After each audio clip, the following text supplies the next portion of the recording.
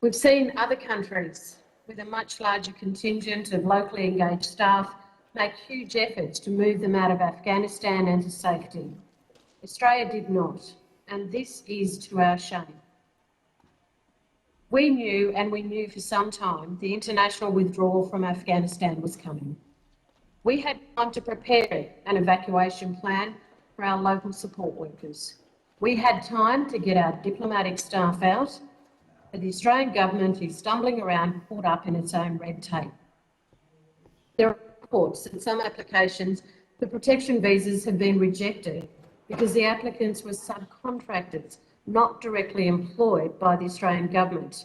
This is just bureaucratic fiddling. People's lives are on the line.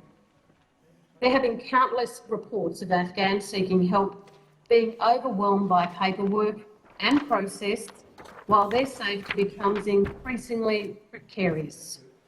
The Prime Minister has claimed that everything was being done to bring these Afghans to Australia, but there is really little evidence of that.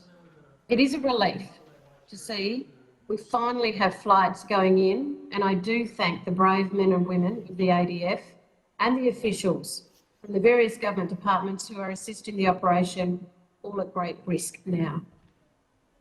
Instead of creating bureaucratic mazes, the government should have been and should now be fast-tracking visas and evacuations for Afghan family members of Australian citizens and permanent residents. We must open up the thousands of unused humanitarian places for Afghans who are at risk of harm by the Taliban, including, especially, the women and girls. And we must ensure Afghans in Australia on temporary visas have pathways to remain and that they won't be involuntarily deported. I wholeheartedly support the call by the member for Solomon to open up Bladin Point here in Darwin to Afghan evacuees. The facility already has Defence using it in a limited capacity for quarantine purposes. There is no reason it couldn't be a quarantine point for those Afghans coming to Australia seeking complete safety. We know we do quarantine very well here in the Northern Territory, in particular at Howard Springs. In Afghanistan, our Defence Forces did great things in extremely challenging circumstances and sometimes against impossible odds.